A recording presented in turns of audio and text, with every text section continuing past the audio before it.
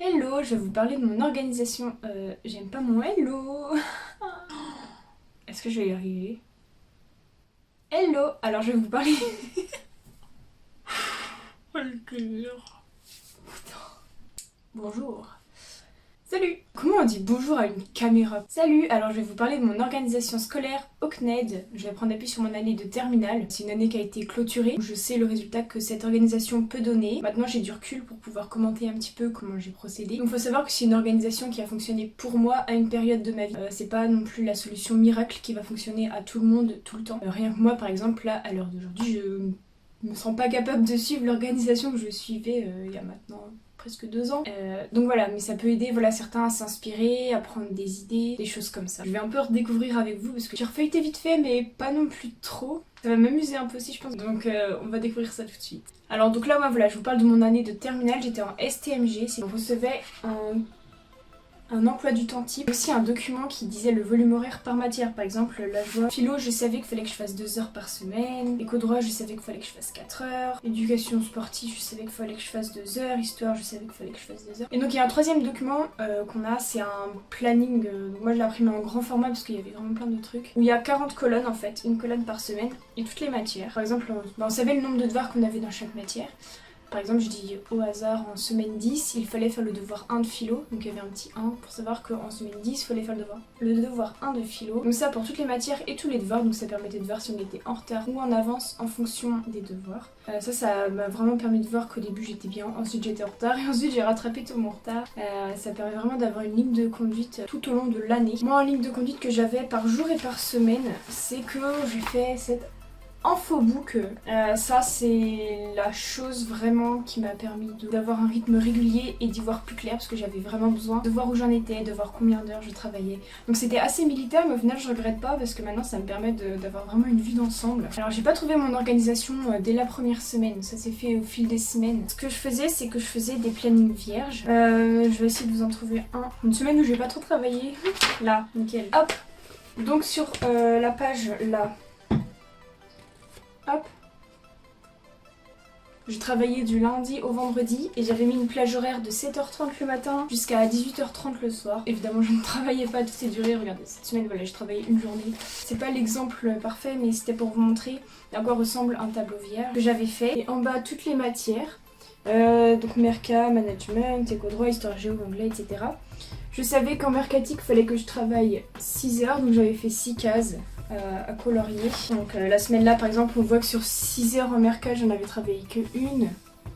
En jaune, c'était quand c'était les heures de devoir. Mais voilà, en maths, on voyait qu'il fallait que je travaille 2 heures, mais j'avais travaillé beaucoup plus que 2 heures. Donc voilà, en gros, j'avais ces 2 pages là pour chaque semaine. Un planning vierge et un planning avec le nombre d'heures. Et donc en dessous, voilà, je marquais, bah tiens, en espagnol, j'ai fait la fiche de révision, j'ai fait tel truc et tel machin. J'avais vraiment besoin de tout noter ce que je faisais, de tout noter où j'en étais. Parce que voilà, avec le CNED, en fait, on n'a aucune obligation. Genre, nos vacances, on les prend quand on veut, on en prend le double si on veut, on n'en prend pas du tout si on veut, on travaille le dimanche si on veut, on travaille jamais si on veut. Les seules obligations qu'il peut y avoir, si on est boursier, tous les trimestres, on est obligé de rendre les évaluations qui sont prévues de rendre. Sinon, bah, on touche pas nos bourses. Et ce qu'on veut, si on veut rendre tous les devoirs la dernière semaine de l'année, on peut. Pour ce qui est des vacances scolaires, Toussaint, Noël, j'ai pris les vacances scolaires classiques. Février, j'ai dû prendre 3 semaines. Parce que y avait les 2 semaines dans ma zone et ensuite j'ai mes cousins du sud qui sont venus. Donc ça m'a fait une 3e semaine où j'ai rien fait. Mais par contre après les vacances de printemps, je les ai pas prises. Je voulais absolument finir mon programme le plus tôt possible pour mon bac. Donc comment je choisissais mes matières à faire? Donc voilà, je savais à peu près le volume hebdomadaire que j'avais par matière. Donc parfois je faisais que 2 matières dans ma semaine, je les travaillais beaucoup.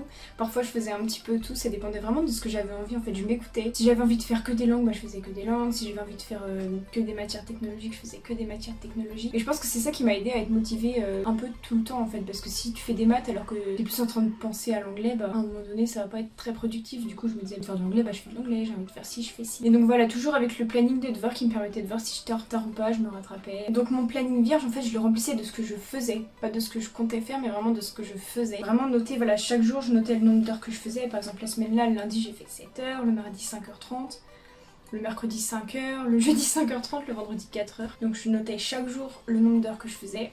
Je faisais donc chaque semaine, donc la semaine là ça faisait 27 heures. Et ensuite c'est ça que je trouve drôle, c'est que voilà, j'avais noté le total d'heures que j'ai fait dans mon année. Ça faisait 810 heures. Donc voilà, en 36 semaines. 810 heures en 36 semaines, ça faisait 22h30 en moyenne par semaine. Dans les semaines minimum que j'ai pu travailler, ça a été 8 heures, 5 heures, 14 heures, 17 heures. Donc c'est des semaines vraiment cool. Par contre, par moment, voilà, notamment vers la fin de l'année quand même, il fallait que je me rattrape et que je finisse. Enfin, je voulais absolument finir mon programme et avoir un peu de repos et un peu de révision. Ça a été 38, 28h30, 28h, 27h. Donc c'est relativement cool quand on voit que... En lycée classique, on passe 28 heures en soi, assis le cul sur une chaise, même si des fois on a de l'étude ou des trucs pas intéressants, mais quand les heures de travail sont efficaces. Je sais qu'il y a eu des heures de travail où j'étais tellement pas efficace qu'en fait j'ai noté même pas. C'est arrivé quelques fois quand même, parce que pour moi, ça n'a pas été des heures de travail à proprement parler. Donc le matin, voilà, je me levais vraiment assez tôt, hein. Je devais, pour ainsi dire, je commençais à 7h30 à travailler. Je me levais vers 6h30, 7h, je me préparais tranquille. Ça, c'est quelque chose que je me sentirais pas capable de faire actuellement parce que mon mode de vie il a complètement changé. Enfin, t'es habitué à être levé en fait à cette heure-là pour prendre le bus et aller à l'école, donc pour moi c'était pas du tout une contrainte de me lever. Au contraire, j'ai jamais été aussi contente de ma vie de me lever le matin en fait. C'était pas du tout me forcer quoi, parce que je me levais, c'était pour moi, pour aller travailler, pour avancer, pour avoir mon après-midi libre. Ça n'a jamais été une contrainte de me lever et selon ma motivation. En fait, ce qui m'a permis aussi de ne pas stresser, c'était de ne pas me mettre la pression en fait. Si une journée j'avais pas du tout la tête à travailler, mais je travaillais pas en fait, c'était pas plus compliqué que ça. En fait, quand j'ai fini le programme, j'ai dû être une semaine ou deux où je révisais, mais en fait ça a été les pires révisions de ma vie parce que j'étais devant mes cahiers, je ne lisais même pas, ou quand je lisais je comprenais même pas ce que je lisais. Enfin vraiment c'était un peu tout flou. Alors, je pense que j'aurais rien fait de ces 2 semaines, ça aurait été exactement pareil.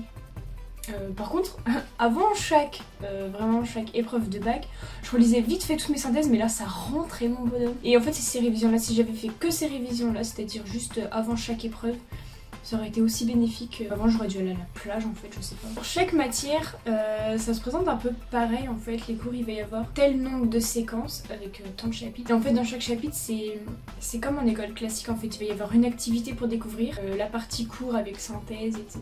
Et ensuite, la partie exercice. Moi, ma façon de procéder, c'était de faire d'abord cours, synthèse et tout, et ensuite de faire les exercices parce que c'était pas mon truc en fait de faire une activité bêtement pour découvrir machin truc. Je préférais appliquer quand je savais. Mais pour les cours, faut pas s'inquiéter, c'est que ça se présente de la même manière. Il y a des synthèses et même l'avantage c'est que j'aimais pas copier les synthèses en cours et que là elles étaient déjà toutes faites. Donc pour moi c'était tout bénéf.